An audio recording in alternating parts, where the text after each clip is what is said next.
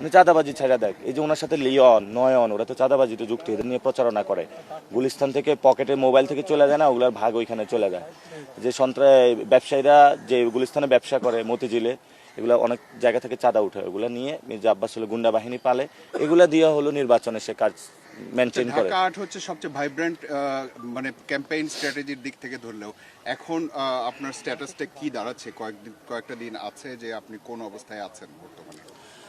আমি ভোটারদের কাছে যাচ্ছি, আমি তো বলতে পারবো না যে আমি ইলেকশনে জয়ী হব, এটা মির্জা আব্বাসও বলতে পারবেন না উনি ইলেকশনে জয়ী হবে, যদিও উনি মাঝে মধ্যে বলার চেষ্টা করেন। তো আবার যখন ফিল্ডে নামেন তখন অবস্থা ব্যাগতিক দেখে আবার বাসায় চলে যায়, চিন্তা করেন যে না এটা তো ভোটাররা বলবে। তো যারা ভোট দিবে তারা এবার সিদ্ধান্ত নিবে। তো আমরা আশা করব যে আমার বিরুদ্ধে এমন কোনো জায়গা হয় না হেনস্থ করা, আমাকে ছোট বেয়াদব বলা, সব কিছু করা হয়েছে, হেনস্থা করা হয়েছে। মানসিকভাবে আমি 1 সেকেন্ডের জন্য ভেঙে পড়ি নাই। কেন ভেঙে পড়েন নাই? কারণ আমার কাছে যেটা মনে হয়েছে আমাদের ফাইটটা মাত্র শুরু হয়েছে। সংসদে গেলেও ফাইট হবে, বাইরে থাকলেও ফাইট হবে।